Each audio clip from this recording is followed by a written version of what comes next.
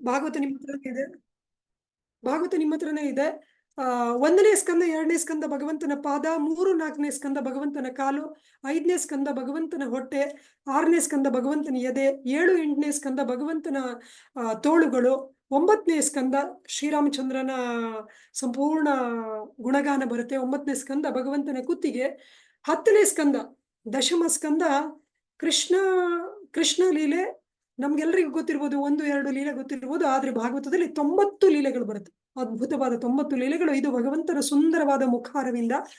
ಹಾಗೆ 11ನೇ ಸ್ಕಂದ ಭಗವಂತನ ಹಣೆ, 12ನೇ ಸ್ಕಂದ ಭಗವಂತನ ತಲೆ. ಹೀಗೆ ಸಾಕ್ಷಾತ್ ಭಗವಂತನೇ ನಿಮ್ಮ ಹತ್ರ ಕೃಪೆಯಿಂದ ನಿಮ್ಮ ಹತ್ರ ಬಂದಿದ್ದಾನೆ. ಹಾಗಾಗಿ ಭಗವಂತ ನಮ್ಮ ಹತ್ರ ಬಂದಿದ್ದಾನೆ. ಹಾಗಾಗಿ ಅವನನ್ನ ಯಾವ ರೀತಿಯಲ್ಲಿ ಈಗ ಉದಾಹರಣೆಗೆ ಭಗವಂತ ನಾಮರೂಪದಲ್ಲಿದ್ದಾನೆ. ಅವನ ಸೇವೆಯನ್ನು ಯಾವ ರೀತಿಯಲ್ಲಿ ನಾವು ಮಾಡಬಹುದು?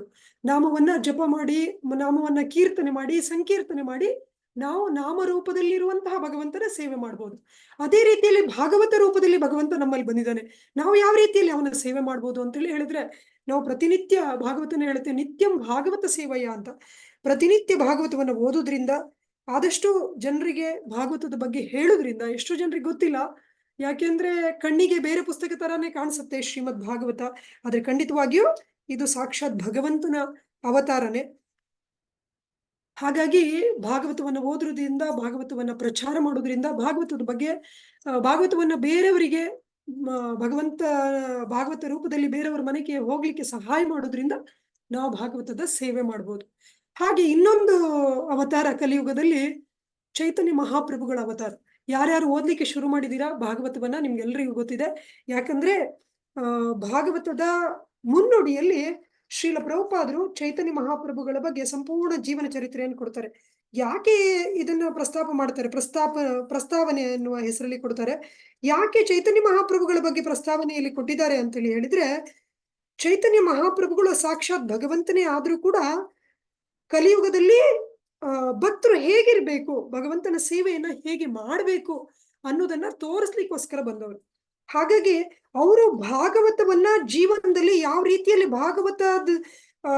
ಭಾಗವತದ ಆಧಾರದ ಮೇಲೆ ಜೀವನವನ್ನ ಮಾಡಿದ್ರು, ನಾವು ಅವರ ಮಾರ್ಗದರ್ಶನದಲ್ಲಿ ಅವ್ರು ಹಾಕಿಕೊಟ್ಟ ಹಾದಿಯಲ್ಲಿ ಭಾಗವತದ ಆಧಾರದ ಮೇಲೆ ನಮ್ಮ ಜೀವನವನ್ನ ಹೇಗೆ ಮಾಡ್ಕೊಳ್ಬಹುದು ಅನ್ನೋದಕ್ಕೆ ಚೈತನ್ಯ ಮಹಾಪ್ರಭುಗಳ ಜೀವನ ಚರಿತ್ರೆನೇ ನಮ್ಗೆ ಒಂದು ಅಮೂಲ್ಯವಾದ ಉದಾಹರಣೆ ಅಂತೇಳಿ ಹೇಳ್ಬೋದು.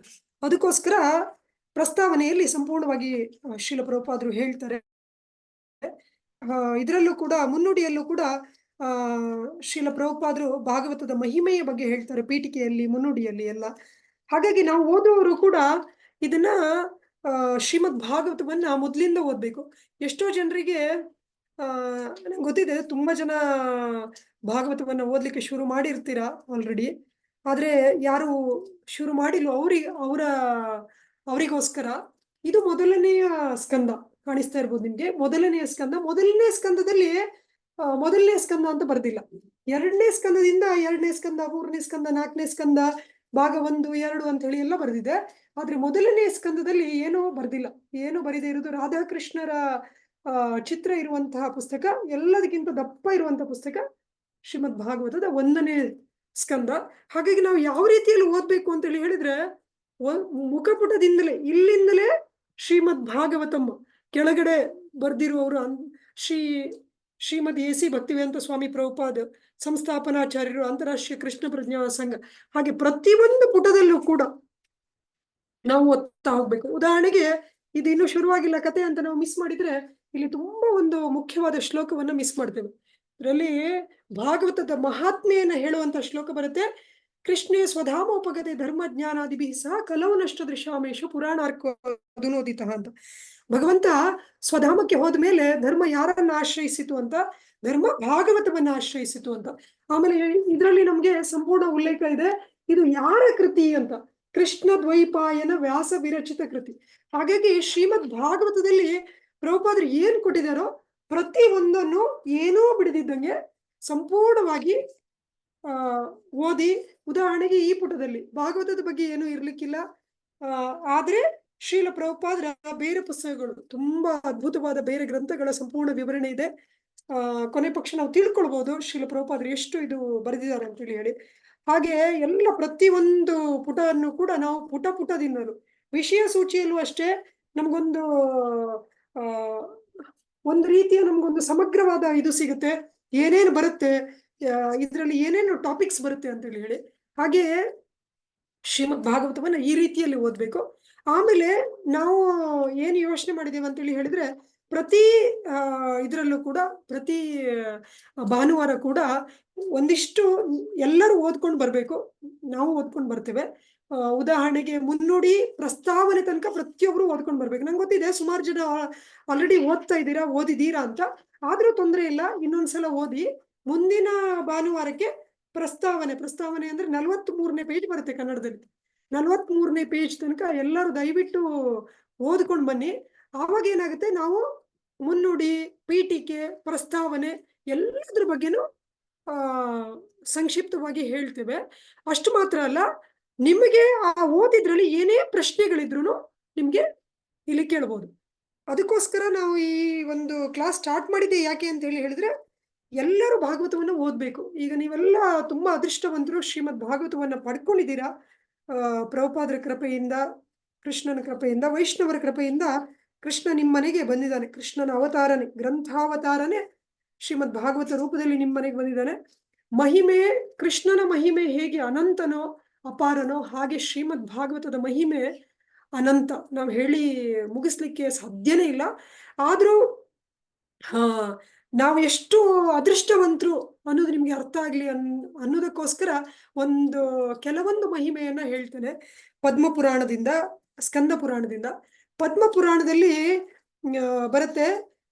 ಒಂದ್ಸಲ ಇವರು ಎಲ್ಲ ಮಾತಾಡ್ತಾ ಇರ್ತಾರೆ, ಎಷ್ಟು ಭಾಗವತ ಮಹಾತ್ಮೆ ಎಷ್ಟು ಇದು ಅಂತೇಳಿ ಹೇಳಿದ್ರೆ, ಭಾಗವತ ಕಥೆ ಆಗ್ತಾ ಇದೆಯಂತೆ. ನಿಮ್ಗೆ ಮೊದಲನೇ ಪೇಜಲ್ಲೇ ಸಿಗತ್ತೆ. ಶುಕಮುನಿಗಳು ಪರೀಕ್ಷಿತ್ ಮಹಾರಾಜರಿಗೆ ಹೇಳ್ತಾ ಇರುವಂತಹ ಚಿತ್ರ. ಶುಕಮುನಿಗಳು ಪರೀಕ್ಷಿತ್ ಮಹಾರಾಜರಿಗೆ ಹೇಳ್ತಾ ಇರುವಂತಹ ಚಿತ್ರ. ಹೀಗೆ ಇದರಲ್ಲಿ ಪದ್ಮಪುರಾಣದಲ್ಲಿ ಒಂದು ಉಲ್ಲೇಖ ಬರುತ್ತೆ. ಎಲ್ಲ ಕಡೆ ಇದು ಹೋಗುತ್ತೆ, ಸುದ್ದಿ ಹೋಗುತ್ತೆ. ಶುಕಮುನಿಗಳು ಪರೀಕ್ಷಿತ್ ಮಹಾರಾಜರಿಗೆ ಭಾಗವತ ಕಥೆ ಹೇಳ್ತಾ ಇದ್ದಾರೆ, ಶುಕಮುನಿಗಳು ಪರೀಕ್ಷಿತ್ ಮಹಾರಾಜರಿಗೆ ಕಥೆ ಹೇಳ್ತಾ ಇದ್ದಾರೆ ಅಂತ. ಈಗ ಉದಾಹರಣೆಗೆ ಒಂದು 3 ವರ್ಷ ಹಿಂದೆ ಕೊರೋನಾ ಬಂದಾಗ ಎಲ್ಲ ಕಡೆ ಎಲ್ಲ ನ್ಯೂಸಲ್ಲೂ ಅದೇ, ಕೊರೋನಾ ಅಂತೆ, ಕೊರೋನಾ ವೈರಸ್ ಬಂದಿದೆಯಂತೆ ಅಂತ ಹೇಳಿ. ಹಾಗೆ ಭಾಗವತ ಕಥೆ ಅಂತ ಹೇಳಿದ ಕೂಡ ಎಲ್ಲ ಕಡೆ ಬರೀ ಭೂಮಿಯಲ್ಲಿ ಮಾತ್ರ ಅಲ್ಲ, ಎಲ್ಲ ಬೇರೆ ಬೇರೆ ಲೋಕಗಳಿಗೆ, ಊರ್ಧ್ವಲೋಕ, ಸತ್ಯಲೋಕ, ಮಹರ್ಲೋಕ, ತಪೋಲೋಕ, ಸಿದ್ಧಲೋಕ, ಎಲ್ಲ ಲೋಕಗಳಿಗೂ ಹೋಗುತ್ತೆ. ಹಾಗೆ ದೇವತೆಗಳನ್ನು ಅಂದ್ಕೊಂತಾರೆ, ಅಯ್ಯೋ ಎಷ್ಟು ಅದೃಷ್ಟವಂತ ಪರೀಕ್ಷಿತ್ ಮಹಾರಾಜ, ಭಾಗವತ ಕಥೆ ಕೇಳುವಂತಹ ಭಾಗ್ಯ ಇದೆಯಲ್ಲ ಅವನಿಗೆ. ಅಯ್ಯೋ ನಮ್ಗಿಲ್ವಲ್ಲ ಈ ಭಾಗ್ಯ, ನಾವು ಹೇಗೆ ತಗೊಳ್ದೇವಣ ಇದನ್ನ, ನಮ್ಗೆ ಹೇಗಾದ್ರೂ ಮಾಡಿ ಭಾಗವತ ಕಥೆ ಕೇಳಬೇಕು ಅಂತೇಳಿ ಹೇಳಿ ಎಲ್ಲರೂ ಹೋಗ್ತಾರೆ. ಕೈಯಲ್ಲಿ ಅಮೃತವನ್ನು ಹಿಡ್ಕೊಂಡು ಹೋಗ್ತಾರೆ. ಅಮೃತವನ್ನ, ಇವತ್ತು ಮೋಹಿನಿ ಏಕಾದಶಿ, ಮೋಹಿನಿ ಅವತಾರ ಅಮೃತಕ್ಕೆ ಸಂಬಂಧಪಟ್ಟಿರುವುದು. ಅಮೃತವನ್ನು ಹಿಡ್ಕೊಂಡು ಹೋಗ್ತಾರೆ. ಅಮೃತವನ್ನು ಹಿಡ್ಕೊಂಡು ಹೋಗಿ ಹೇಳ್ತಾರೆ ಶುಕಮುನಿಗೆ, ಇವನು ಪರೀಕ್ಷಿತ್ ಮಹಾರಾಜ 7 ದಿವಸದಲ್ಲಿ ಸಾಯ್ತಾನೆ ಅಂತೇಳಿ ಹೇಳಿ ನೀವು ಅವನಿಗೆ ಒಳ್ಳೇದಾಗ್ಲಿ ಅಂತೇಳಿ ಹೇಳಿ ನೀವು ಭಾಗವತ ಕಥೆ ಹೇಳ್ತಾ ಇರುತ್ತಾನೆ. ನಾವು ಈ ಅಮೃತ ಕೊಡ್ತೇವೆ, ಅವನು ಕುಡಿಲಿ, ಸಾಯೋದು ಬೇಡ, ಆ ಭಾಗವತ ಕಥೆ ನಮ್ಗೆ ಕೊಡಿ ಅಂತೇಳಿ. ಆವಾಗ ಶುಕಮುನಿಗಳು ಹೇಳ್ತಾರೆ, ಎಂತಹ ಒಂದು ಇದು ಇವರಿಗೆ, ದೇವತೆಗಳಿಗೆ, ಅಮೃತ, ನಿಮ್ಮ ಈ ಭೌತಿಕವಾದ ಅಮೃತ ಎಲ್ಲಿ, ಈ ಭಾಗವತ ಇದು ನಿಜವಾದ ಅಲೌಕಿಕವಾದ ಒಂದು ನಿಧಿ ಅಂತೇಳಿ ಹೇಳ್ಬೋದು, ಒಂದು ಮಾಣಿಕ್ಯ ಅಂತ ಹೇಳಿ ಹೇಳ್ಬೋದು, ಒಂದು ಮಣಿ ಅಂತ ಹೇಳ್ಬೋದು. ಇದನ್ನ ನಾನು ಹೆಂಗ್ ಕೊಡ್ಲಿಕ್ಕೆ ಸಾಧ್ಯ? ಕೋ ಸುಧಾ ಕೋ ಕಥಾ ಲೋಕೆ ಕೋ ಕಾಚ ಕೋ ಮಣಿರ್ಮಹಾನ್. ಈ ಸುಧೆಯಲ್ಲಿ, ಈ ಕಥೆಯಲ್ಲಿ, ಲೋಕದಲ್ಲಿ ಒಂದು ಗಾಜನ್ನು ಒಂದು ವಜ್ರವನ್ನು ಹೋಲಿಸ್ಲಿಕ್ಕಾಗತ್ತಾ? ಒಂದು ಗಾಜು ಕೊಟ್ಬಿಟ್ಟು ಒಂದು ವಜ್ರವನ್ನು ತಗೊಳ್ಳಿಕ್ಕಾಗತ್ತಾ? ನಿಮ್ಮ ಅಮೃತ ಏನಿದೆ ಇದು ಒಂದು ಗಾಜು ಪೀಸ್ ತರ, ಈ ಕಥೆ ಏನಿದೆ ಇದು ಅಮೂಲ್ಯವಾದ ಮಣಿ ತರ, ಇದನ್ನು ಕೊಡ್ಲಿಕ್ಕೆ ಆಗುದಿಲ್ಲ ಅಂತ ಹೇಳಿ ಶುಕಮುನಿಗಳು ಅವರಿಗೆ ಕೊಡುವುದಿಲ್ಲ. ಎಷ್ಟು ದುರ್ಲಭವಾಗಿರೋದು ಶ್ರೀಮದ್ ಭಾಗವತ ಇವತ್ತು ಭಗವಂತನ ಕೃಪೆಯಿಂದ ನಮ್ಮಲ್ಲಿಗೆ ಬಂದಿದೆ. ಹಾಗಾದ್ರೆ ನಾವು ದೇವತೆಗಳಿಗಿಂತ ಹೆಚ್ಚಿನವರ ಅಂತ ಪ್ರಶ್ನೆ ಬೀಳ್ಬೋದು. ಖಂಡಿತವಾಗಿ ನಾವು ದೇವತೆಗಳಿಗಿಂತ ಹೆಚ್ಚಿನವರ ಅಲ್ವೇ ಅಲ್ಲ. ಆದ್ರೆ ಈ ಪದ್ಮಪುರಾಣದಲ್ಲಿ ಇನ್ನೊಂದು ಶ್ಲೋಕ ಬರುತ್ತೆ, ಇಲ್ಲಿ ನಮ್ಗೆ ಹೇಗೆ ಸಿಕ್ತು ಭಾಗವತ ಅನ್ನೋದಕ್ಕೆ ಉತ್ತರ ಇದೆ. ಚಿಂತಾಮಣಿರ್ಲೋಕ ಸುಖಂ ಸುರದ್ರು ಸ್ವರ್ಗ ಸಂಪದಂ ಪ್ರಯಚ್ಛತಿ ಗುರು ಪ್ರೀತೋ ವೈಕುಂಠಂ ಯೋಗಿ ದುರ್ಲಭಂ ಅಂತ ಅಂತೇಳಿ ಹೇಳಿದ್ರೆ ಚಿಂತಾಮಣಿ ಲೌಕಿಕ ಸುಖ ಮಾತ್ರ ಕೊಡುತ್ತೆ, ಕಲ್ಪವೃಕ್ಷ ಸ್ವರ್ಗದ ಸುಖ ಸಂಪತ್ತು ಮಾತ್ರ ಕೊಡುತ್ತೆ. ಆದ್ರೆ ಸದ್ಗುರು ಸಂತುಷ್ಟ ಆದ್ರೆ ಯೋಗಿಗಳಿಗೂ ದುರ್ಲಭವಾದ ವೈಕುಂಠ ಧಾಮನೇ ಸಿಗುತ್ತೆ ಅಂತ. ಹಾಗೇನೆ ನಾವು ಖಂಡಿತವಾಗಿ ದೇವತೆಗಳಿಂದ ಯಾವ ರೀತಿಯಲ್ಲೂ ಕೂಡ ಶ್ರೇಷ್ಠರಲ್ಲ, ನಾವು ಅವ್ರಿಗಿಂತ ಕನಿಷ್ಠರು. ಮೇಲ್ಮೇಲೆ ಲೋಕಕ್ಕೆ ಹೋದಂಗೆ ಅವರ ಶ್ರೇಷ್ಠತೆ ಹೆಚ್ಚಾಗ್ತಾ ಹೋಗುತ್ತೆ. ಹಾಗಾಗಿ ದೇವತೆಗಳು ನಮ್ಗಿಂತ ಮೇಲಿನ ಲೋಕದಲ್ಲಿರೋದು ಹಾಗೆ ಅಷ್ಟು ಒಂದು ಇದರಿಂದಲೇ ನಮ್ಗೆ ಅರ್ಥ ಆಗುತ್ತೆ. ಅವ್ರ ಆಯುಷ್ಯ ನಮ್ಗಿಂತ ಜಾಸ್ತಿ, ಅವ್ರ ಆರೋಗ್ಯ ನಮ್ಗಿಂತ ಜಾಸ್ತಿ, ಅವರ ಐಶ್ವರ್ಯ ನಮ್ಗಿಂತ ಜಾಸ್ತಿ, ಅವರ ಸೌಂದರ್ಯ ನಮ್ಗಿಂತ ಜಾಸ್ತಿ, ಎಲ್ಲ ರೀತಿಯಲ್ಲೂ ಕೂಡ ಅವರು ನಮ್ಗಿಂತ ಒಂದು ಹೆಚ್ಚಿನ ಸ್ಥಾನದಲ್ಲಿದ್ದಾರೆ. ಆದ್ರೂ ಕೂಡ ಗುರುವಿನ ಕೃಪೆಯಿಂದ ಹರಿ ಸಿಗ್ಲಿಕ್ಕೆ ಸಾಧ್ಯ. ಹಾಗೇನೆ ಶ್ರೀಲ ಪ್ರಭುಪಾದರ ಕೃಪೆಯಿಂದ ನಮ್ಗೆ ಇವತ್ತು ಶ್ರೀಮದ್ ಭಾಗವತ ಸಿಕ್ಕಿದೆ. ಇದು ಶ್ರೀಲ ಪ್ರಭುಪಾದರ ಒಂದು ಅಹೈತುಕಿ ಕರುಣೆ ನಮ್ಮ ಮೇಲೆ ಆಗಿರೋದು. ಆದ್ರಿಂದ ನಾವು ಇದನ್ನ ತುಂಬಾ ಗಂಭೀರವಾಗಿ ಪರಿಗಣಿಸಿ ನಮ್ಮ ಜೀವನದಲ್ಲಿ ದಯವಿಟ್ಟು ಎಲ್ಲರೂ ಕೂಡ ಶ್ರೀಮದ್ ಭಾಗವತ ಕಥೆಯನ್ನ ಪ್ರತಿನಿತ್ಯ ಆಸ್ವಾದಿಸಬೇಕು. ಇದನ್ನ ಆಸ್ವಾದಿಸಬೇಕು ಅಂತೇಳಿ ಹೇಳಿ 12ನೇ ಸ್ಕಂದದಲ್ಲಿ ಬರುತ್ತೆ ಇನ್ನೊಂದು ಶ್ಲೋಕ, ಈ ಭಾಗವತ ಕಥೆಯನ್ನು ಆಸ್ವಾದಿಸಬೇಕು ಅಂತ ಹೇಳಿ ದೇವತೆಗಳು ಕೂಡ ಭಾರತ ವರ್ಷದಲ್ಲಿ ಬರಬೇಕು ಅಂತ ಆಸೆ ಪಡ್ತಾರೆ ಅಂತ. ಯಾಕಂದ್ರೆ ಭಾರತ ವರ್ಷದಲ್ಲಿ ದೇವತೆಗಳಿಗೂ ದುರ್ಲಭವಾಗಿರುವಂತಹ ಭಾಗವತ ಕಥೆ ಎಲ್ಲೋ ಒಂದ್ ಕಡೆ ನಮ್ಗೆ ಸಿಗುತ್ತೆ. ಆದ್ರೆ ಶ್ರೀಲ ಪ್ರಭುಪಾದರು ಮುಂಚೆ ಎಲ್ಲ ತಾಳೆಗರಿಯಲ್ಲಿ ಬರಿತಾ ಇದ್ರು, ಎಲ್ಲೋ ಕೆಲವರಿಗೆ ಪಂಡಿತರಿಗೆ ಮಾತ್ರ ಸಿಗ್ತಾ ಇತ್ತು. ವೇದವ್ಯಾಸರು ಇದನ್ನ 18,000 ಶ್ಲೋಕದಲ್ಲಿ ಸಂಸ್ಕೃತದಲ್ಲಿ ಕೊಟ್ರು. ಆದ್ರೆ ಶ್ರೀಲ ಪ್ರಭುಪಾದರ ಕೃಪೆಯಿಂದ ಇವತ್ತು ನಮ್ಗೆ ಸಂಸ್ಕೃತ ಬಂದಿಲ್ಲ ಅಂದ್ರೂ ಕೂಡ ಭಾಗವತ ಸುಧಾವನ್ನ ಸವಿಯುವಂತಹ ಭಾಗ್ಯ ನಮ್ಗೆ ಶ್ರೀಲ ಪ್ರಭುಪಾದರು ಕೊಟ್ಟಿದ್ದಾರೆ. ಹಾಗಾಗಿ ಈ ಒಂದು ಸದವಕಾಶವನ್ನ ನಾವೆಲ್ಲರೂ ಕೂಡ ಗಂಭೀರವಾಗಿ ಪರಿಗಣಿಸಬೇಕು. ಯಾಕಂದ್ರೆ ಮನುಷ್ಯ ಜನ್ಮ ತುಂಬಾ ದುರ್ಲಭ. ಈ ಜನ್ಮದಲ್ಲಿ ನಾವು ಬೇರೆ ಏನನ್ನು ಮಾಡ್ಲಿಕ್ಕೆ ಹೋಗಿ ಜನ್ಮವನ್ನ ವ್ಯರ್ಥ ಮಾಡ್ಕೊಳ್ಬಾರ್ದು. ಪುರಂದರದಾಸರು ಹೇಳ್ತಾರೆ, ಮಾನವ ಜನ್ಮ ದೊಡ್ಡದು, ಇದ ಹಾನಿ ಮಾಡಲು ಬೇಡಿ ಹುಚ್ಚಪ್ಪಗಳಿರ ಅಂತ. ಮನುಷ್ಯ ಜನ್ಮವನ್ನ ನಾವು ವ್ಯರ್ಥ ಮಾಡ್ಕೊಳ್ಬಾರ್ದು. ಮನುಷ್ಯ ಜನ್ಮ ನಾವು ಯಾವುದೇ ಒಂದು ಕೆಲಸ ಮಾಡ್ಬೇಕಂದ್ರೆ, ಉದಾಹರಣೆಗೆ ಈಗ ರೋಗಿಗಳು ಆಸ್ಪತ್ರೆಗೆ ಬರ್ತಾರೆ. ರೋಗಿಗಳು ಆಸ್ಪತ್ರೆಗೆ ಯಾಕೆ ಬರ್ತಾರೆ? ವೈದ್ಯರಿಗೆ ತೋರಿಸ್ಬೇಕು, ಮದ್ದು ತಗೊಂಡು ಹೋಗ್ಬೇಕು, ಕಾಯಿಲೆ ವಾಸಿ ಆಗ್ಬೇಕು ಅಂತ. ವೈದ್ಯರು ಆಸ್ಪತ್ರೆಗೆ ಬಂದು ವೈದ್ಯರಿಗೆ ತೋರಿಸ್ದೇನೆ ಮದ್ದು ತಗೊಳ್ದೇನೆ ಹಂಗೆ ವಾಪಸ್ ಹೋದ್ರೆ ಅವ್ರು ಬಂದಿದ್ದು ವ್ಯರ್ಥ. ಅಥವಾ ಅವ್ರು ನೋಡಿದವರು, ಅಯ್ಯೋ ಇವ್ರಿಗೆ ತಲೆ ಸರಿ ಇಲ್ಲ, ಇವರೇನು ಹೋಗಿದ್ದೇನೋ ಮಾಡಿದ್ದೇನೋ ಅಂತ. ಅದೇ ರೀತಿಯಲ್ಲಿ ಮನುಷ್ಯ ಜನ್ಮದ ಒಂದೇ ಒಂದು ಏನು ಹೇಳ್ತಾರೆ, ಮನುಷ್ಯ ಜನ್ಮದ ಒಂದೇ ಒಂದು ಉದ್ದೇಶ ಏನಿದೆ, ಅದು ಭಗವಂತನ ಪ್ರಾಪ್ತಿ, ಭಗವತ್ ಪ್ರಾಪ್ತಿ. ಹಾಗಾಗಿ ಮನುಷ್ಯ ಜನ್ಮಕ್ಕೆ ಬಂದು ಅದರಲ್ಲೂ ಭಾರತ ವರ್ಷ ಅಂತ ಪುಣ್ಯ ಭೂಮಿಯಲ್ಲಿ ನಾವು ಜನ್ಮ ತಾಳಿ ಅದರಲ್ಲೂ ಶ್ರೀಮದ್ ಭಾಗವತ ಕೃಪೆಯಿಂದ ನಮ್ಮನೆಗೆ ಬಂದ ಮೇಲೂ ಕೂಡ ನಾವು ಇದನ್ನ ಗಂಭೀರವಾಗಿ ಪರಿಗಣಿಸದೇ ಇದ್ರೆ ಖಂಡಿತವಾಗಿಯೂ ನಮ್ಗೆ ನಾವೇ ಮೋಸ ಮಾಡ್ಕೊಂತಾ ಇದ್ದೇವೆ. ಕನಕದಾಸರು ಹೇಳ್ತಾರೆ, ಏಸು ಕಾಯಂಗಳ ಕಳೆದು 84 ಲಕ್ಷ ಜೀವರಾಶಿಯನ್ನು ದಾಟಿ ಬಂದ ಈ ಶರೀರ ತಾನಲ್ಲ, ತನ್ನದಲ್ಲ, ಆಸೆ ತರವಲ್ಲ, ಮುಂದೆ ಬಾಹುದಲ್ಲ, ದಾಸನಾಗು ವಿಶೇಷನಾಗು, ದಾಸನಾಗು ಭವಪಾಶ ನೀಗು ಅಂತ. ಹಾಗಾಗಿ ಭಗವಂತನ ದಾಸ್ಯನೇ ಮನುಷ್ಯ ಜನ್ಮದ ಉದ್ದೇಶ. ಅದು ಬಿಟ್ಟು ಬೇರೆ ಯಾವುದು ಮನುಷ್ಯ ಜನ್ಮದ ಉದ್ದೇಶ ಅಲ್ವೇ ಅಲ್ಲ.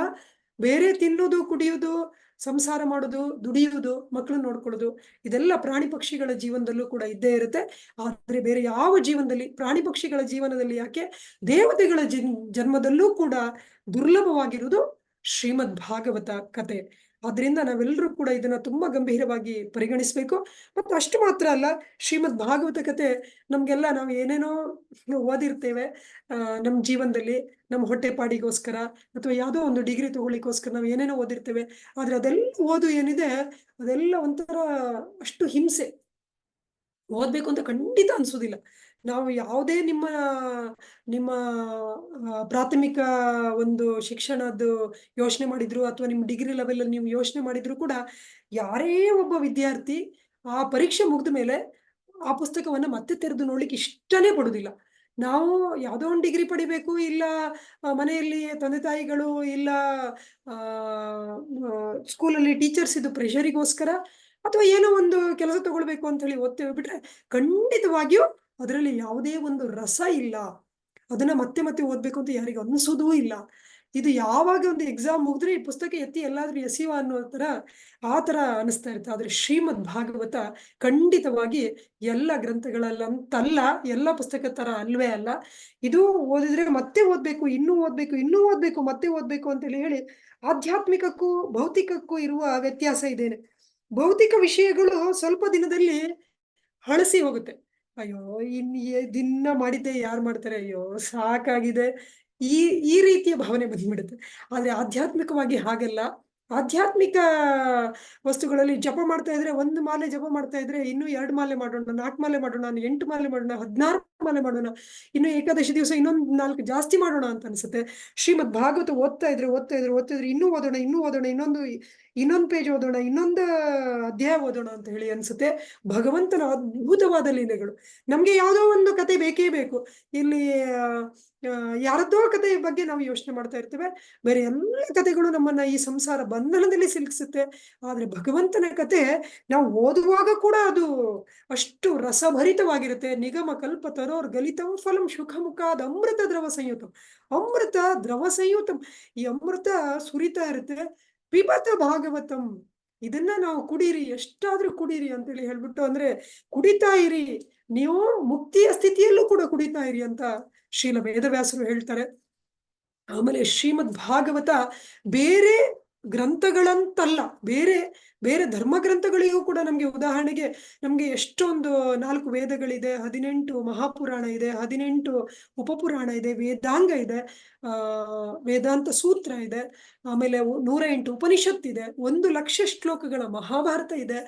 ಇಷ್ಟೆಲ್ಲ ಇದ್ರೂ ಕೂಡ ಇದೆಲ್ಲದೂ ಕೂಡ ಧರ್ಮ ಗ್ರಂಥ. ಖಂಡಿತವಾಗಿಯೂ ನಮ್ಗೆ ಒಳ್ಳೆ ಧರ್ಮ ಮಾರ್ಗದಲ್ಲಿ ನಡೆಸಲಿಕ್ಕೆ ಸಹಾಯ ಮಾಡುತ್ತೆ. ಆದ್ರೂ ಕೂಡ ಶ್ರೀಮದ್ ಭಾಗವತ ವಿಶೇಷ ಏನು ಅಂದ್ರೆ, ಇದು ಬರೀ ಒಂದು ಧರ್ಮ ಗ್ರಂಥ ಅಲ್ಲ, ಇದು ಸಾಕ್ಷಾತ್ ಭಗವಂತನ ರೂಪ. ಭಗವಂತನೇ ಈ ರೂಪದಲ್ಲಿದ್ದಾನೆ. ಇದಕ್ಕೆ ಇನ್ನೊಂದು ಉಲ್ಲೇಖ ಬರುತ್ತೆ ಪದ್ಮಪುರಾಣದಲ್ಲಿ. ಭಗವಂತ ಸ್ವಧಾಮಕ್ಕೆ ಹೋಗ್ಬೇಕು ಅಂತ ನಿರ್ಧಾರ ಮಾಡಿದಾಗ ಆ ಭಾಗವತವನ್ನ, ಅಂದ್ರೆ ಅವನ ತತ್ವವನ್ನ ಯಾರಾದ್ರೂ ಒಬ್ರು ಅಂಥ ಒಂದು ಸಮರ್ಥರಿಗೆ ಹೇಳಿ ಹೋಗ್ಬೇಕು ಅಂತೇಳಿ ಹೇಳಿ ಉದ್ದವನಿಗೆ ಹೇಳ್ತಾನೆ. ಉದ್ದವನಿಗೆ ಹೇಳಿದಾಗ ಉದ್ದವನಿಗೆ ಗೊತ್ತಾಗುತ್ತೆ ಭಗವಂತ ಇನ್ನೇನು ಅವತಾರ ಲೀಲೆಯನ್ನ ಮುಗಿಸ್ತಾ ಇದ್ದಾನೆ, ಸ್ವಧಾಮಕ್ಕೆ ಹೋಗ್ತಾ ಇದ್ದಾನೆ ಅಂತ. ಆಗ ಉದ್ದವ ಹೇಳ್ತಾನೆ, ಕಲಿಯುಗದಲ್ಲಿ ನಿನ್ನನ್ನ ಬಿಟ್ಟಿರಲಾರದಂತಹ ನಿನ್ನ ತುಂಬಾ ಪರಮ ಭಕ್ತರು ಬರ್ತಾರೆ. ಅಂಥವ್ರಿಗೆ ನೀನು ಏನು ವ್ಯವಸ್ಥೆ ಮಾಡಿದೀಯಾ ಭಗವಂತ? ಅವ್ರಿಗೆ ನೀನ್ ಬಿಟ್ಟಿರ್ಲಿಕ್ಕೆ ಆಗುದಿಲ್ಲ. ನೀನೇನೋ ಏನು ಯೋಚನೆ ಇಲ್ಲದೆ ಹೋಗ್ತಾ ಇದೀಯ. ಅವ್ರಿಗೇನ್ ವ್ಯವಸ್ಥೆ? ನೀನು ಭಕ್ತವತ್ಸಲ ಅನ್ನೋದು ನಿನ್ನ ಕೀರ್ತಿ. ಹಾಗಾಗಿ ಭಕ್ತವತ್ಸಲನಾಗಿ ನೀನು ಅವ್ರಿಗೆ ಏನ್ ವ್ಯವಸ್ಥೆ ಮಾಡಿದೀಯ ಅಂದಾಗ ಭಗವಂತ ಮುಗುಳ್ನಕ್ಕು ಹೇಳ್ತಾನೆ, ನಾನು ಭಾಗವತ ರೂಪದಲ್ಲಿ ಇರ್ತೇನೆ.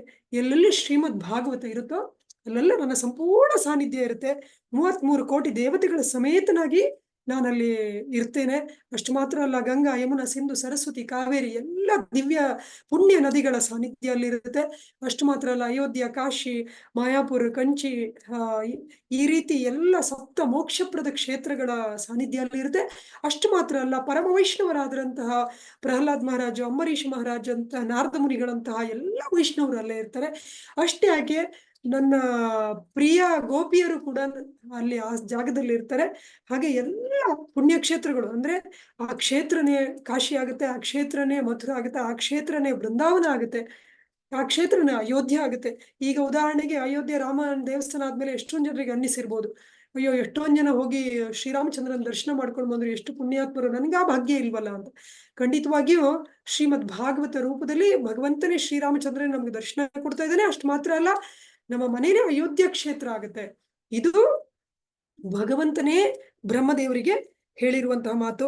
ಹಾಗಾಗಿ ನಾವು ಇಷ್ಟು ದಿವಸ ಖಂಡಿತವಾಗಿ ನನ್ಗೆ ಗೊತ್ತಿದೆ ಎಲ್ಲರೂ ಓದ್ಲಿಕ್ಕೆ ಶುರು ಮಾಡಿದ್ದೀರಾ, ಓದ್ತಾ ಇದ್ದೀರಾ.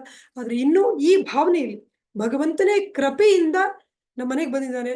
ಇವತ್ತು ಎಷ್ಟೋ ಶ್ರೀಮಂತರಿರ್ಬೋದು, ಎಷ್ಟೋ ಜನ VIP ಗಳಿರ್ಬೋದು, ಆದ್ರೆ ಅವ್ರ ಮನೆಯಲ್ಲಿ ಇರ್ಲಿಕ್ಕಿಲ್ಲ ಶ್ರೀಮದ್ ಭಾಗವತಂ. ಆದ್ರೆ ಭಗವಂತ ಕರುಣೆಯಿಂದ ನನ್ನ ಹತ್ರ ಬಂದಿದ್ದಾನೆ. ಭಗವಂತನಿಗೆ ನನ್ನ ಮೇಲೆ ಎಷ್ಟು ಪ್ರೀತಿ ಇದೆ. ಹಾಗಾಗಿ ಈ ಭಗವಂತನ ಒಂದು ಕರುಣೆಯನ್ನ ನಾನು ಅದೇ ರೀತಿಯಲ್ಲಿ ಸರಿಯಾಗಿ ಮನಗಂಡು ಭಗವಂತನಿಗೆ ಸರಿಯಾದ ಸೇವೆ ಮಾಡ್ಬೇಕು. ನಾವು ಬರೀ ಶ್ರೀಮದ್ ಭಾಗವತವನ್ನ ಓದುವುದ್ರಿಂದ, ನಮ್ಮ ಸುತ್ತಮುತ್ತ ಇರೋರಿಗೆಲ್ಲ ಹೇಳೋದ್ರಿಂದ, ಶ್ರೀಮದ್ ಭಾಗವತವನ್ನ ಮಹಾತ್ಮೆಯನ್ನ ನಮ್ಮವರಿಗೆಲ್ಲ ಪ್ರಚಾರ ಮಾಡೋದ್ರಿಂದ ಭಗವಂತನ ಸೇವೆಯನ್ನ ನಾವು ಮಾಡ್ದಂಗೆ ಆಗುತ್ತೆ. ಭಗವಂತನೇ ಭಗವದ್ಗೀತೆಯಲ್ಲಿ ಹೇಳ್ತಾನೆ, ನಚ ತಸ್ಮಾನ್ ಮನುಷ್ಯೇಶು ಕಶ್ಚಿನ್ ಮೇ ಪ್ರಿಯಕೃತ್ತಮಃ ಭವಿತಾ ನ ಚಮೇ ತಸ್ಮಾದ್ ಅನ್ಯ ಪ್ರಿಯತರೋ ಭುವಿ ಅಂತ. ಈ ಒಂದು ಜ್ಞಾನವನ್ನ, ಶ್ರೀಮದ್ ಭಾಗವತಕ್ಕೆ ಇನ್ನೊಂದು ಹೆಸರು ವಿದ್ಯಾ ಭಾಗವತಾವಧಿ ಅಂತ. ನಿಜವಾದ ವಿದ್ಯೆ ಶ್ರೀಮದ್ ಭಾಗವತ. ಯಾಕೆ ನಿಜವಾದ ವಿದ್ಯೆ ಶ್ರೀಮದ್ ಭಾಗವತ? ಯಾಕೆ ಅಂತೇಳಿ ಹೇಳಿದ್ರೆ, ಈಗ ವಿದ್ಯೆ ಹೆಸರಲ್ಲಿ ಏನೇನಾಗ್ತಾ ಇದೆಯೋ ಅದೆಲ್ಲದು ಕೂಡ ಬರೀ ಈ ಶರೀರಕ್ಕೆ ಸಂಬಂಧಪಟ್ಟಿರೋದು. ಈ ಶರೀರ ಒಂದ್ ದಿವಸ ನಾಶ ಆಗುತ್ತೆ. ಈ ಶರೀರ ನಾಶದ ಜೊತೆ ಈ ಶರೀರಕ್ಕೆ ಸಂಬಂಧಪಟ್ಟಿರುವ ಎಲ್ಲ ವಿದ್ಯೆನೂ ನಾಶ ಆಗುತ್ತೆ. ಹಾಗಾಗಿ ಇದನ್ನ ವಿದ್ಯೆ ಅಂತ ಕರೀಲಿಕ್ಕೂ ಕೂಡ ಆಗುದಿಲ್ಲ. ಆದ್ರೆ ಶ್ರೀಮದ್ ಭಾಗವತ ನಿಜವಾದ ವಿದ್ಯೆ. ಯಾಕೆ ಅಂತೇಳಿ ಹೇಳಿದ್ರೆ, ಶ್ರೀಮದ್ ಭಾಗವತದಲ್ಲಿ ಒಂದು ಕತೆ ಬರುತ್ತೆ 8ನೇ ಸ್ಕಂದದಲ್ಲಿ. ಇಂದ್ರದ್ಯುಮ್ನ ಅನ್ನುವ ಒಬ್ಬ ಮಹಾರಾಜ, ಅವನು ತುಂಬಾ ವೈಭವೋಪೇತವಾದ ರಾಜ್ಯವನ್ನ ಮಾಡ್ತಾ ಇದ್ದ, ರಾಜ್ಯಭಾರವನ್ನ ಮಾಡ್ತಾ ಇದ್ದ. ಆದ್ರೆ ಅವನು ಕಾರಣಾಂತರದಿಂದ, ಎಲ್ಲ ಸುಖ ಸಂಪತ್ತಿನಿಂದ ಕೂಡಿದ್ದ, ಭಗವಂತನ ಭಕ್ತನಾಗಿದ್ದ. ಕಾರಣಾಂತರದಿಂದ ಅವನಿಗೆ ಆನೆಯ ಜನ್ಮ ಬರುತ್ತೆ. ಆನೆಯ ಜನ್ಮ ಬಂದಾಗ ನಮ್ಗೆ ಗೊತ್ತು, ಆ ಹಿಂದಿನ ರಾಜ ಶರೀರ ಇಲ್ಲ, ರಾಜನ ಸುಂದರವಾದ ಶರೀರ ಇಲ್ಲ, ರಾಜ ವೈಭವ ಇಲ್ಲ, ಆ ಪ್ರಜೆಗಳು ಯಾರು ಇಲ್ಲ, ಆ ರಾಜ್ಯನೂ ಇಲ್ಲ, ಏನೂ ಇಲ್ಲ. ಅಥವಾ ಅವನು ಆ ಒಂದು ರಾಜ್ಯ ಆಡಳಿತ ಮಾಡ್ಬೇಕು ಅಂತ ಹೇಳ್ಬಿಟ್ಟು ರಾಜಕೀಯವಾಗಿ ಏನೇನು ಕಲ್ತಿದ್ನೋ ಅದು ಯಾವುದು ಕೂಡ ನೆನಪು ಬರುವುದಿಲ್ಲ. ಆದ್ರೆ ಭಗವಂತನ ಕೃಪೆ. ಯಾಕೆ ಶ್ರೀಮದ್ ಭಾಗವತ ವಿದ್ಯೆ ಅಂದ್ರೆ, ಭಗವಂತನ ಬಗ್ಗೆ ಅವನಿಗೇನು ಜ್ಞಾನ ಇತ್ತೋ, ಆ ಭಗವಂತನ ಜ್ಞಾನವನ್ನೇ ಭಾಗವತ ಅಂತ ಹೇಳಿ ಹೇಳ್ತಾರೆ. ಆ ಭಾಗವತ ಜ್ಞಾನ ಏನಿತ್ತೋ ಅದು ಮಾತ್ರ ಅವನು ಆನೆ ಜನ್ಮದಲ್ಲಿದ್ದಾಗ್ಲೂ ಕೂಡ ಅವನಿಗೆ ನೆನಪಾಗುತ್ತೆ. ಅಷ್ಟೇ ಯಾಕೆ, ಅವನು ಸಂಸ್ಕೃತ ಶ್ಲೋಕದಲ್ಲಿ ಏನು ಭಗವಂತನನ್ನ ಕೊಂಡಾಡಿದ್ನೋ ಇಂದ್ರದ್ಯುಮ್ನ ರಾಜ ಆಗಿದ್ದಾಗ, ಆ ಸಂಸ್ಕೃತ ಶ್ಲೋಕನೇ ಅವನ ಸ್ಮೃತಿ ಪಟದಲ್ಲಿ ಬರುತ್ತೆ. ಬಂದ್ಬಿಟ್ಟು ಅವನು ಅದೇ ಶ್ಲೋಕವನ್ನ ಅವನು ಕಾರಣಾಂತರದಿಂದ ಸರೋವರಕ್ಕೆ ಹೋದಾಗ ಮೊಸಳೆ ಅವನ ಕಾಲನ್ನ ಹಿಡ್ಕೊಂಡಾಗ ಆ ಕಷ್ಟ ಕಾಲದಲ್ಲಿ ಭಗವಂತನ ಸ್ಮರಣೆ ಬರುತ್ತೆ. ಅಷ್ಟು ಮಾತ್ರ ಅಲ್ಲ, ಭಗವಂತ ಎಷ್ಟು ಕರುಣಾಳು ಅಂದ್ರೆ, ಆನೆ ಕರೆದ್ರೂ ಕೂಡ ಭಗವಂತ ಅದನ್ನ ಒಂಚೂರು ಕೂಡ ಬೇಜಾರಿಲ್ದೆ ತತ್ಕ್ಷಣದಲ್ಲಿ ಪುರಂದರದಾಸರು ಹೇಳ್ತಾರೆ, ಲಕ್ಷ್ಮೀದೇವಿಗೂ ಕೂಡ ಹೇಳ್ದೇನೆ ತತ್ಕ್ಷಣದಲ್ಲೇ ಬರ್ತಾನೆ. ಬಂದ್ಬಿಟ್ಟು ಗಜೇಂದ್ರನನ್ನ ರಕ್ಷಣೆ ಮಾಡಿ, ಮೊಸಳೆಯನ್ನ ಕೊಂದು ಗಜೇಂದ್ರನನ್ನ ರಕ್ಷಣೆ ಮಾಡಿ ಮೊಸಳೆಗೂ ಕೂಡ ಮೋಕ್ಷ ಸಿಗುತ್ತೆ. ಭಗವಂತ ಮಾಡುವ ಎಲ್ಲ ಲೀಲೆಗಳು ಎಲ್ಲರಿಗೂ ಕೂಡ ಒಳ್ಳೆದೇ ಆಗುತ್ತೆ ಬಿಟ್ರೆ, ಎಲ್ಲರಿಗೂ ಶುಭ ಬಿಟ್ರೆ ಭಗವಂತನ ಲೀಲೆಯಲ್ಲಿ ಯಾರಿಗೂ ಕೂಡ ಅಶುಭ ಇಲ್ಲ. ಹಾಗಾಗಿ ಮೊಸಳೆಗೂ ಕೂಡ ಮೋಕ್ಷ ಸಿಗುತ್ತೆ. ಹಾಗೆ ಗಜೇಂದ್ರನಿಗೂ ಕೂಡ ಆ ಜನ್ಮದಲ್ಲಿ, ಆನೆಯ ಜನ್ಮದಲ್ಲೇ ಮೋಕ್ಷ ಸಿಗುತ್ತೆ. ಭಗವಂತ ಎಷ್ಟು ಕರುಣಾಳು. ಆನೆ ಕರೆದ್ರೂ ಓಡೋಡಿ ಬರುವಂತಹ ಭಗವಂತ ಖಂಡಿತವಾಗಿಯೂ ನಾವು ಕರೆದ್ರೆ ಖಂಡಿತವಾಗಿಯೂ ಬಂದೇ ಬರ್ತಾನೆ. ಹಾಗಾಗಿ ಈ ಎಲ್ಲ ಭಕ್ತಾದಿಗಳ ಕತೆ, ಈಗ ನಾನು ಉದಾಹರಣೆಗೆ ಒಂದು ಕತೆ ಹೇಳಿರುವುದು ಗಜೇಂದ್ರದ್ದು. ಈ ರೀತಿಯಲ್ಲಿ ಭಗವಂತ ಮತ್ತೆ ಭಕ್ತರ ಮಧ್ಯದಲ್ಲಿ ಇರುವಂತಹ ಅನ್ಯೋನ್ಯವಾದ ಸಂಬಂಧ. ಅಷ್ಟು ಮಾತ್ರ ಅಲ್ಲ, ಇದು ಬರೀ ಅವ್ರ ಮಧ್ಯೆ ಮಾತ್ರ ಅಂತಲ್ಲ, ಭಗವಂತನಿಗೆ ಪ್ರತಿಯೊಂದು ಜೀವಿಯ ಜೊತೆಯಲ್ಲೂ ಕೂಡ ಆ ಅನ್ಯೋನ್ಯವಾದ ಸಂಬಂಧ ಇದೆ. ಭಗವಂತ ಭಗವದ್ಗೀತೆಯಲ್ಲಿ ಹೇಳ್ತಾನೆ, ಮಮೈವಾಂಶ ಜೀವಲೋಕೆ ಜೀವಭೂತ ಸನಾತನ ಅಂತ. ಆಮೇಲೆ ಅಹಂ ಬೀಜ ಪ್ರದ ಪಿತ, ನಾನೇ ಎಲ್ಲರ ಪಿತ ಅಂತ ಹೇಳ್ಬಿಟ್ಟು ಭಗವಂತ ಹೇಳ್ತಾನೆ. ಹಾಗೆ ಭಗವಂತನಿಗೆ ಎಲ್ಲರ ಜೊತೆ ಒಂದು ಶಾಶ್ವತವಾದ ಸಂಬಂಧ ಇರುತ್ತೆ. ಆ ನನ್ನ ಮತ್ತೆ ಭಗವಂತನ ಸಂಬಂಧ ಏನು ಅನ್ನೋದನ್ನ ಪುನರುಜ್ಜೀವನಗೊಳಿಸ್ಲಿಕ್ಕೆ, ಮತ್ತೆ ಅಷ್ಟು ಮಾತ್ರ ಅಲ್ಲ, ಭಗವಂತನ ಜ್ಞಾನ ಇಲ್ಲದೆ ನಮ್ಮ ಹೃದಯದಲ್ಲಿ ಏನೇನೋ ಕಲ್ಮಶಗಳು ತುಂಬಿರುತ್ತೆ, ಅದೆಲ್ಲದೂ ಕೂಡ ಕಳೆದು ಹೋಗುತ್ತೆ. ಶ್ರೀಮದ್ ಭಾಗವತವನ್ನ, ಬರೀ ಶ್ರೀಮದ್ ಭಾಗವತವನ್ನ ಓದುದ್ರಿಂದ, ಶ್ರೀಮದ್ ಭಾಗವತದಲ್ಲೇ ಬರುತ್ತೆ, ಹೃದಯಂತಸ್ಥೋ ಹಿ ಅಭದ್ರಾಣಿ ವಿದುನೋತಿ ಸುಹೃತ್ಸತಾಂ. ಅಭದ್ರಗಳು, ಮನಸ್ಸಲ್ಲಿರುವಂತಹ ಎಲ್ಲ ದೋಷಗಳು ಕೂಡ ಸಂಪೂರ್ಣವಾಗಿ ನಿವಾರಣೆ ಆಗುತ್ತೆ. ಕೃತಯುಗದಲ್ಲಿ ನಮ್ಗೊತ್ತು, ವಾಲ್ಮೀಕಿ ಮುನಿ 60,000 ವರ್ಷ ತಪಸ್ ಮಾಡ್ತಾರೆ. ಹಾಗೇನೆ ತ್ರೇತಾಯುಗದಲ್ಲಿ ಎಷ್ಟೋ 1000 ವರ್ಷಗಳ ತನಕ ಯಾಗ ಯಜ್ಞಗಳನ್ನು ಮಾಡ್ತಾರೆ. ದ್ವಾಪರ ಯುಗದಲ್ಲಿ ಎಷ್ಟೋ ದೊಡ್ಡ ದೊಡ್ಡ ದೇವಸ್ಥಾನಗಳಲ್ಲಿ ಪೂಜೆಯನ್ನ ಮಾಡ್ತಾರೆ. ಆದ್ರೆ ಕಲಿಯುಗದಲ್ಲಿ ಬರೀ ಶ್ರೀಮದ್ ಭಾಗವತವನ್ನ ಓದೋದ್ರಿಂದ ಈ ಎಲ್ಲ ಒಂದು ಫಲನೂ ಕೂಡ ನಮ್ಗೆ ಸಿಗುತ್ತೆ. ಅಷ್ಟು ಸುಲಭದಲ್ಲಿ ಶ್ರೀಮದ್ ಭಾಗವತ ನಮ್ಗೆ ದಯ ಮಾಡ್ತಾ ಇದೆ. ಅದಕ್ಕೋಸ್ಕರ ಭಾಗವತದಲ್ಲಿ ಒಂದು ಶ್ಲೋಕ ಬರುತ್ತೆ, ಕಲೇರ್ ದೋಷ ನಿಧೇರ್ ರಾಜನ್ ಅಸ್ತಿ ಏಕೋ ಮಹಾನ್ ಗುಣ ಕೀರ್ತನಾದೇವ ಕೃಷ್ಣಸ್ಯ ಮುಕ್ತ ಸಂಘ ಪರಮೃಜೇತ್ ಅಂತ. ಕಲಿಯುಗ ದೋಷಗಳ ನಿಧಿ. ನಮ್ಮ ಸುತ್ತಮುತ್ತ ನೋಡಿದ್ರೇನೆ ನಮ್ಗನ್ಸುತ್ತೆ, ಎಲ್ಲರ ಈಗ ಸಾಮಾನ್ಯ ಜನರು ಕೂಡ ಹೇಳ್ತಾರೆ, ಅಯ್ಯೋ ಧರ್ಮಕ್ಕೆ ಕಾಲ ಇಲ್ಲಪ್ಪ, ಕೆಟ್ಟ ಕಲಿಯುಗ ನಡೀತಾ ಇದೆ, ಈ ಕಲಿಯುಗದಲ್ಲಿ ಧರ್ಮಕ್ಕೆ ಅಂತೂ ಕಾಲ ಇಲ್ಲಪ್ಪ ಅಂತ ಹೇಳ್ಬಿಟ್ಟು ಜನಗಳೇ ಮಾತಾಡ್ತಾ ಇರ್ತಾರೆ. ಅಂದ್ರೆ ಕಲಿಯ ದೋಷಗಳು ಅಷ್ಟು ದೋಷಗಳ ನಿಧಿ. ಆದ್ರೆ ಅಸ್ತಿ ಏಕೋ ಮಹಾನ್ ಗುಣ, ಒಂದು ಮಹಾಗುಣ ಇದೆ. ಅದು ಯಾವ ಗುಣ ಅಂದ್ರೆ, ಕೀರ್ತನಾದೇವ ಕೃಷ್ಣಸ್ಯ ಮುಕ್ತ ಸಂಘ ಪರಮೃಜೇತ್. ಕೀರ್ತನೆ ಅಂತ ಹೇಳಿದ್ರೆ ನಾವು ಜಪ ಮಾಡಿದ್ವಿ ಹರೇ ಕೃಷ್ಣ ಮಹಾಮಂತ್ರ, ಅದು ಕೂಡ ಕೀರ್ತನೆ. ಹಾಗೆ ಶ್ರೀಮದ್ ಭಾಗವತವನ್ನು ಓದುದು ಕೂಡ ಕೀರ್ತನೆ.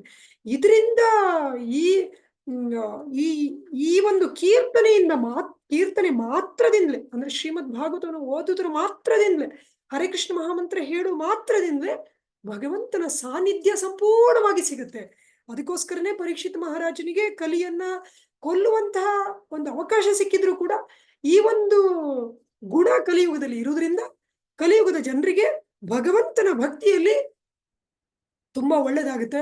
ಹಾಗಾಗಿ ಕಲಿಯುಗ ಬೇರೆ ಎಲ್ಲ ದೋಷಗಳಿದ್ರು ಕೂಡ ಈ ಒಂದು ದೃಷ್ಟಿಯಲ್ಲಿ ಒಳ್ಳೆ ಯುಗ ಅಂತೇಳಿ ಹೇಳಿ ಪರೀಕ್ಷಿತ್ ಮಹಾರಾಜ ಕಲಿಯನ್ನ ಕ್ಷಮಿಸ್ತಾನೆ, ಕಲಿಯನ್ನ ನಿಗ್ರಹ ಮಾಡ್ತಾನೆ, ಆದ್ರೆ ಕಲಿಯನ್ನ ಕೊಲ್ಲಿಕ್ಕೆ ಹೋಗುದಿಲ್ಲ.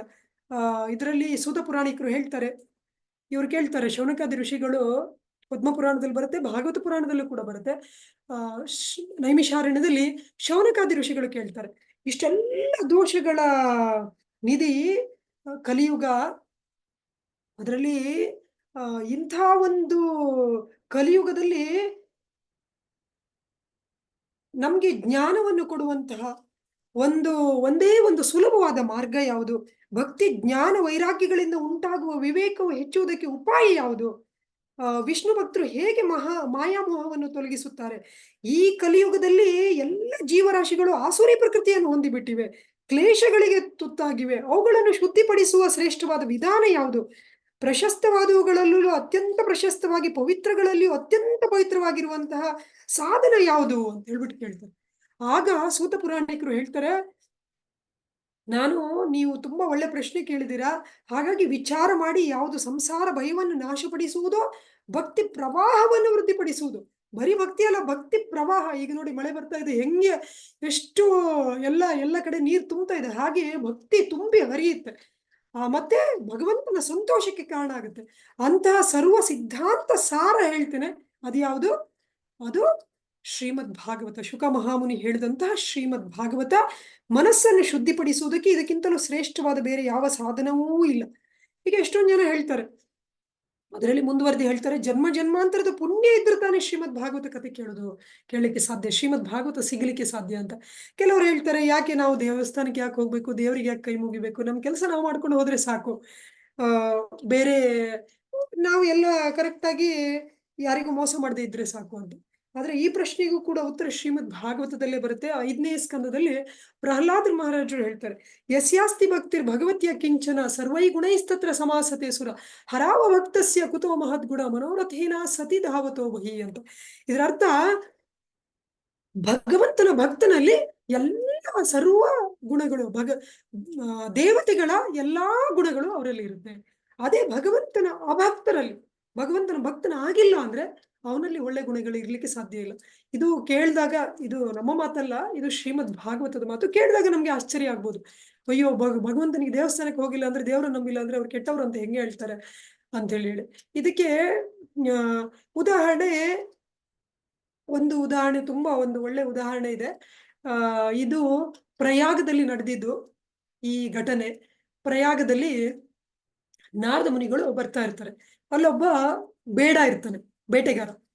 ಅವನು ಯಾವ ತರ ಬೇಟೆ ಆಡ್ತಾ ಇರ್ತಾನೆ ಅಂತ ಹೇಳಿದ್ರೆ, ಬರೀ ಬೇಟೆ ಆಡುದು ಅಲ್ಲ, ಆ ಪ್ರಾಣಿಗಳನ್ನ ಅರ್ಧಂಬರ್ಧ ಸಾಯಿಸಿ ಅವು ವಿಲವಿಲ ಒದ್ದಾಡ್ತಾ ಇರ್ತವೆ.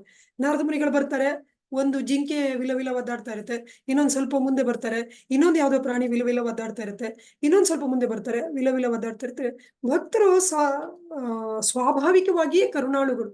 ಹಾಗೆ ನಾರದ ಮುನಿಗಳಿಗೆ ಇದನ್ನ ನೋಡಿ ತುಂಬಾ ಬೇಜಾರಾಗುತ್ತೆ. ಅಯ್ಯೋ, ಯಾಕೆ ಇವನು ಸಾಯಿಸುದಾದ್ರೂ ಪೂರ್ತಿ ಸಾಯಿಸಿದ್ರು ಪರವಾಗಿಲ್ಲ, ಇವನು ಯಾಕೆ ಈ ತರ ಚಿತ್ರಹಿಂಸೆ ಕೊಡ್ತಾ ಇದ್ದಾನೆ ಪ್ರಾಣಿಗಳಿಗೆ ಅಂತ.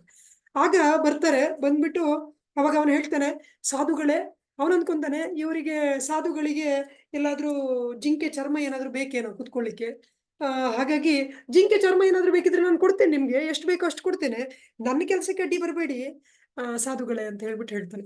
ಹಾಗೆ ನಾರದ ಮುನಿಗಳು ಹೇಳ್ತಾರೆ, ನಂಗೆ ಜಿಂಕೆ ಚರ್ಮ ಏನು ಬೇಡ, ಆದ್ರೆ ನನ್ಗೆ ಒಂದು ಪ್ರಶ್ನೆ ಇದೆ, ನೀನು ಆ ಪ್ರಾಣಿಗಳನ್ನ ಹೀಗೆ ಅರ್ಧಂಬರ್ಧ ಯಾಕೆ ಸಾಯಿಸ್ತೀಯ, ಪೂರ್ತಿ ಆದ್ರೂ ಸಾಯಿಸ್ಬೋದಲ್ಲ ಅಂತ. ಅವಾಗ ಅವನು ಹೇಳ್ತಾನೆ, ಅದೇನು ವ್ಯತ್ಯಾಸ, ಅರ್ಧಂಬರ್ಧ ಸಾಯಿಸಿದ್ರೇನು ಪೂರ್ತಿ ಸಾಯಿಸಿದ್ರೇನು ಎಲ್ಲ ಒಂದೇ ಅಲ್ಲ, ನಮ್ಮ ಅಪ್ಪ ಚಿಕ್ಕವನಿಂದ ನನಗೆ ಇದೇ ತರ ಅಭ್ಯಾಸ ಮಾಡಿಸಿರೋದು ಅಂತ ಹೇಳ್ಬಿಟ್ಟು ಹೇಳ್ತಾನೆ.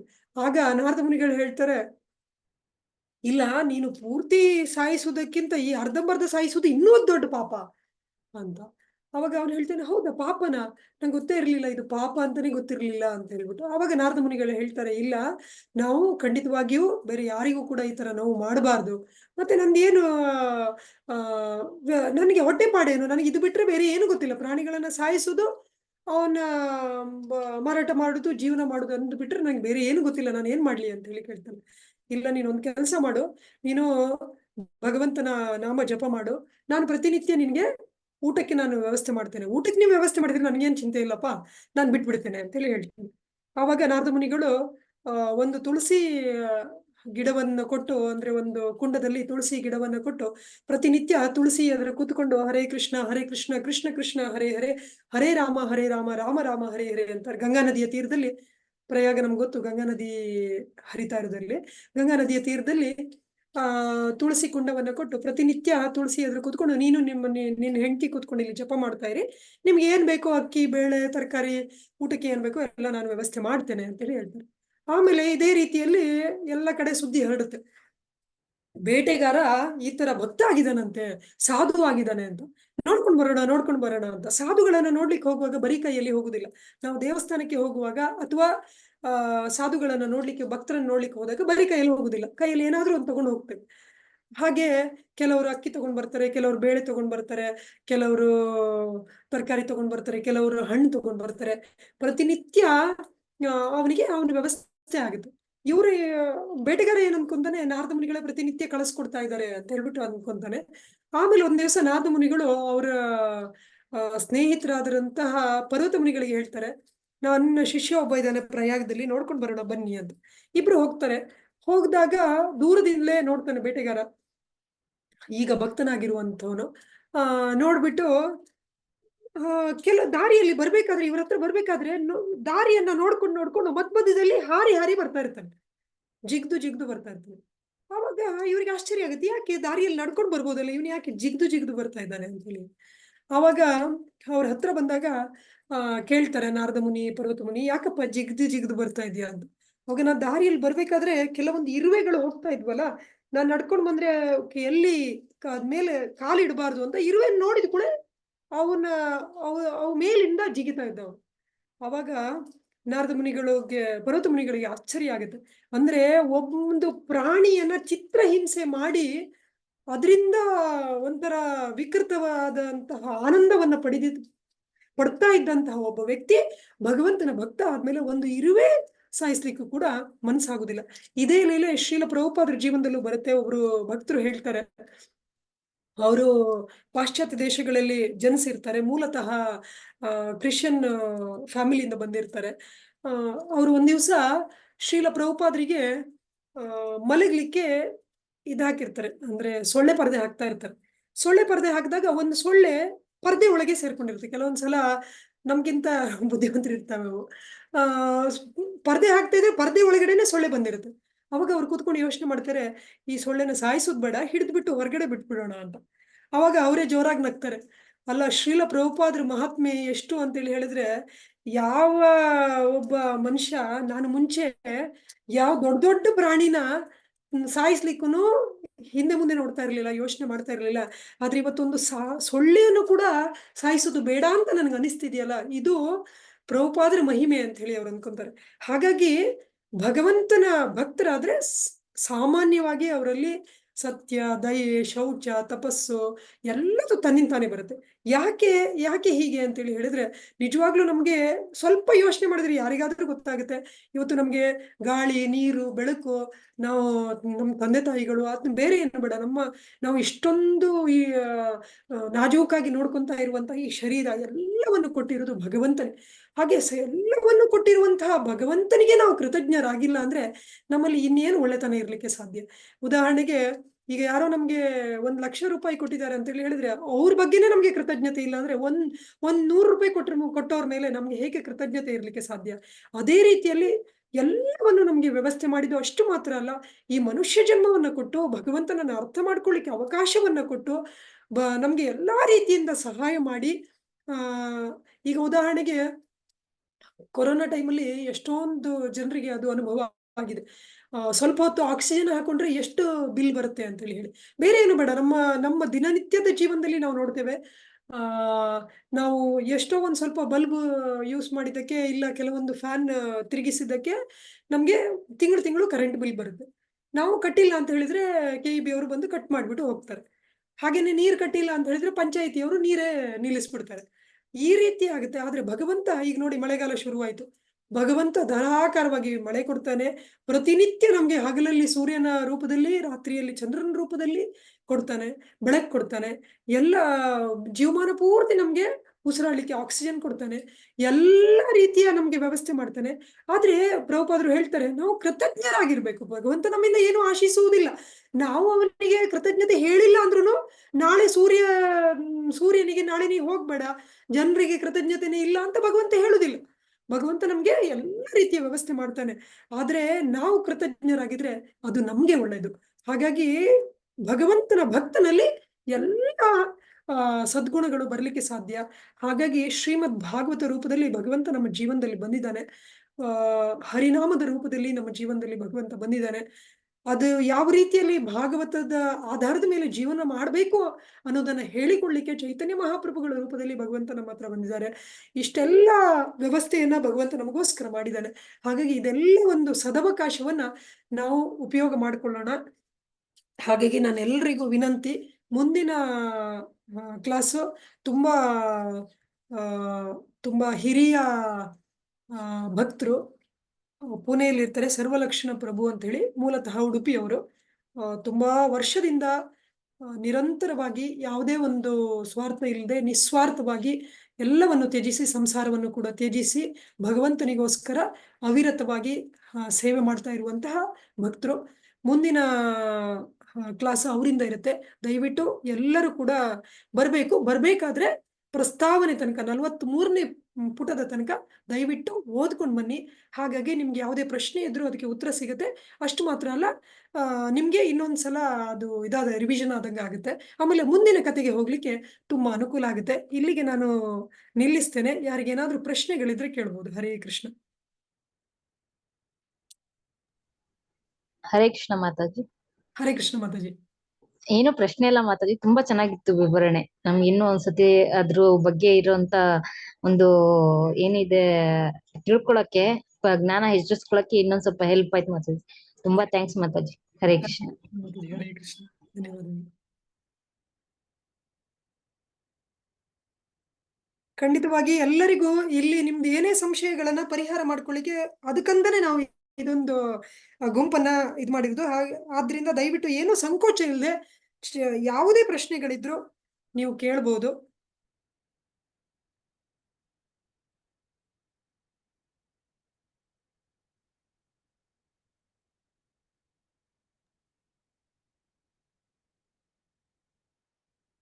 Hare Krishna Mataji, Dandavat Pranams Mataji. Thank you so much for your wonderful lecture, Mataji. Hare Krishna Mataji.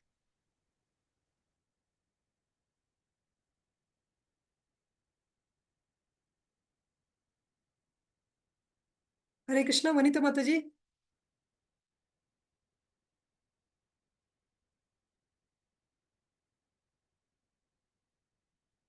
ದಯವಿಟ್ಟು ಆದಷ್ಟು ಜನರಿಗೆ ಭಾಗವತ ಬಗ್ಗೆ ಹೇಳಲಿಕ್ಕೆ ಶುರು ಮಾಡಿ. ಇದು ಕೂಡ ಭಗವಂತನಿಗೆ ಮಾಡುವಂತಹ ಅತ್ಯಂತ, ಓದುದು ಒಂದು ಸೇವೆ, ಬೇರೆಯವರಿಗೆ ಭಾಗವತದ ಬಗ್ಗೆ ಹೇಳುದು ಇನ್ನೊಂದು ಸೇವೆ.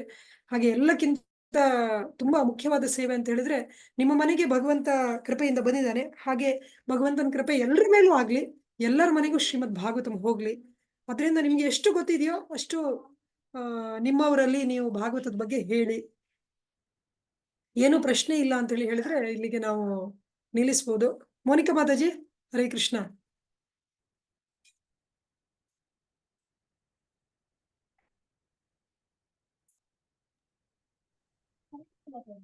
Do we have to read all preface and introduction continuously? ಹೌದು, ಎಲ್ಲವನ್ನು ಕೂಡ ಓದ್ಬೇಕು. ನಾನು ನಿಮ್ಗೆ ಹೇಳ್ದೆ, ಒಂದು ಪುಟವನ್ನು ಕೂಡ, ಒಂದು ಚಿಕ್ಕ ಇದು ಕೂಡ ಬಿಡಬೇಡಿ ದಯವಿಟ್ಟು. ಈಗ ನಾನು ನಿಮ್ಗೆ ತೋರಿಸ್ತೆ ಪುಸ್ತಕ, ಇಲ್ಲಿಂದ ಶುರು ಮಾಡಿ. ಈ ಪುಟದಲ್ಲೂ ಇರೋದು ಏನು ಬಿಡಬೇಡಿ. ಈಗ ಇಲ್ಲಿ ಚಿತ್ರ ಬರುತ್ತೆ, ನೆಕ್ಸ್ಟ್ ಇಲ್ಲೆಲ್ಲ ಏನ್ ಬರುತ್ತೆ, ಪ್ರತಿಯೊಂದು ಪುಟದಲ್ಲೂ ಕೂಡ ಏನೋ ಒಂದಿರುತ್ತೆ. ಶೀಲ ಪ್ರಭುಪಾದರು ಪರಮ ವೈಷ್ಣವರು, ಶುದ್ಧ ಭಕ್ತರು. ಹಾಗಾಗಿ ಅವ್ರ ಪುಸ್ತಕದಲ್ಲಿ ಏನಾದ್ರು ಕೊಟ್ಟಿದ್ದಾರೆ ಅಂತ ಹೇಳಿದ್ರೆ ಖಂಡಿತವಾಗಿಯೂ ಇದು ಅನುವಾದ, ಕನ್ನಡದಲ್ಲಿ ಅನುವಾದ ಮಂಡಳಿ, ಇದೇನು ಬೇಕಾಗಿಲ್ಲ. ಮುಂದಿನ ಇದು ಕನ್ನಡಕ್ಕೆ ಇದು ಮುನ್ನುಡಿ ಏನಿದೆ ಅದು ತೊಂದರೆ ಇಲ್ಲ, ಯಾಕೆಂದ್ರೆ ಅದು ಪ್ರಭುಪಾದರ ಪುಸ್ತಕದಲ್ಲಿ ಬರುವುದಿಲ್ಲ. ಕನ್ನಡ ಪುಸ್ತಕದ ಬಗ್ಗೆ ಬರೆದಿದ್ದಾರೆ ಅಷ್ಟೇ. ಅದು ಬಿಟ್ಟು ಬೇರೆ ಎಲ್ಲವನ್ನು ಓದ್ಬೇಕು. ಖಂಡಿತವಾಗಿ ಇಷ್ಟು ಪುಟಗಳನ್ನ ಓದೋದು ಒಂದು ವಾರದಲ್ಲಿ ಕಷ್ಟ ಆಗ್ಲಿಕ್ಕಿಲ್ಲ. ಆದ್ರೆ ಒಂದಕ್ಕಿಂತ ಹೆಚ್ಚು ಸಲ ಓದಿ, 2-3 ಸಲ ಓದಿದ್ರೆ ನಿಮ್ಗೆ ಇನ್ನೂ ಚೆನ್ನಾಗಿ ಅರ್ಥ ಆಗುತ್ತೆ, ತುಂಬಾ ಚೆನ್ನಾಗಿ ಅರ್ಥ ಆಗುತ್ತೆ. ಅಟ್ ಅ ಟೈಮ್ ಇಲ್ಲ, ಕಂಟಿನ್ಯೂಸ್ಲಿ ಅಟ್ ಅ ಟೈಮ್ ಇಲ್ಲ. ನಿಮ್ಗೆ ಉದಾಹರಣೆಗೆ ಆ ಈ ಶ್ರೀಲ ಪ್ರಭುಪಾದರು ಎಲ್ಲ ಭಾಗವತದಲ್ಲೂ ಕೂಡ ಈ ತರ ಬುಕ್ ಮಾರ್ಕ್ ಕೊಟ್ಟಿದ್ದಾರೆ. ಈಗ ನೀವು ಎಲ್ಲಿಗೆ ಓದಿರ್ತೀರಾ, ಇದೀಗ ನನ್ನ ಮಗಳು ಓದಿರೋದು 17 ಅಧ್ಯಾಯಗಳನ್ನ ಓದಿದ್ದಾಳೆ, ಅಲ್ಲಿಗೆ ಬುಕ್ ಮಾರ್ಕ್ ಹಾಕಿ ಇಟ್ಟಿದ್ದಾಳೆ. ಅದೇ ತರ ನೀವು ಎಷ್ಟು ಓದಿದ್ದೀರಾ ಅಲ್ಲಿಗೆ ಬುಕ್ ಮಾರ್ಕ್ ಹಾಕಿ ಇಡ್ಬೋದು. ಮುಂದೆ ನೀವು ಓದುವಾಗ ಅಲ್ಲಿಂದಲೇ ಶುರು ಮಾಡ್ಬೋದು, ಸುಲಭ ಆಗ್ಲಿ ಅಂತ ಹೇಳ್ಬಿಟ್ಟು ಈ ರೀತಿಯಲ್ಲಿ ಕೊಟ್ಟಿದ್ದಾರೆ. ಒಂದೇ ಸಲಕ್ಕೆ ಕೂತ್ಕೊಂಡು ಓದ್ಬೇಕು ಅಂತ ಹೇಳಿಲ್ಲ, ಎಷ್ಟು ಒಂದಾದ್ಮೇಲೆ ಒಂದು ಓದ್ಬೋದು. ಪ್ರತಿನಿತ್ಯ ಓದಿ. ಶ್ರೀಮದ್ ಭಾಗವತ ನಾನು ಯಾವಾಗ್ಲೂ ಹೇಳ್ತಾ ಇರ್ತೇನೆ, ಮೃಷ್ಟಾನ್ನ ಭೋಜನ ಇದ್ರೂ ಕೂಡ ನಾವು ಒಂದ್ ತುತ್ತು ಇವಾಗ ತಿಂದು 1 ತಾಸು ಆದ್ಮೇಲೆ ಇನ್ನೊಂದು ತುತ್ತು ತಿಂದ್ರೆ ನಿಜವಾಗ್ಲೂ ನಮ್ಗೆ ಅದ್ರ ಸ್ವಾದವನ್ನ ಸಂಪೂರ್ಣವಾಗಿ ಸವಿಲಿಕ್ಕೆ ಆಗುದಿಲ್ಲ. ನಾವು ನಿರಂತರವಾಗಿ, ಅಂದ್ರೆ ಈಗ ನಾವು ಊಟ ಮಾಡುವಾಗ ಏನ್ ಮಾಡ್ತೇವೆ, ಒಂದು ತುತ್ತು ಒಳಗಡೆ ಹೋದ್ಕೊಳ್ಳಿ ಇನ್ನೊಂದು ತುತ್ತು ಹಾಕಿರ್ತೇವೆ ಬಾಯಿಗೆ. ಅದೇ ರೀತಿಯಲ್ಲಿ ಶ್ರೀಮದ್ ಭಾಗವತವನ್ನ ನಾವು ಪ್ರತಿನಿತ್ಯ ಓದ್ತಾ ಇದ್ರೆ ಖಂಡಿತವಾಗಿಯೂ ಅದರ ಸ್ವಾದವನ್ನ ಇನ್ನೂ ಸವಿಬಹುದು. ಅದಕ್ಕೆ ದಯವಿಟ್ಟು ಪ್ರತಿನಿತ್ಯ ಓದಿ. ಮುಂದಿನ ಭಾನುವಾರದೊಳಗೆ ಎಷ್ಟಾಗುತ್ತೆ ಅಷ್ಟು ಓದಿ. ಯಾರು ಶುರು ಮಾಡಿಲ್ವೋ ಅವರು ಶುರು ಮಾಡಿ, ಶುರು ಮಾಡಿದವರು ಕೂಡ ನೀವು ಮುಂದೆ ಇದ್ರು ಕೂಡ ಇದಿಷ್ಟು ಓದ್ಕೊಂಡು ಬನ್ನಿ. ಹಾಗಾಗಿ ಕ್ಲಾಸಲ್ಲಿ ನಾವು ಇದನ್ನ ಚರ್ಚೆ ಮಾಡ್ಬೋದು ಇದ್ರ ಬಗ್ಗೆ. ಹರೇ ಕೃಷ್ಣ.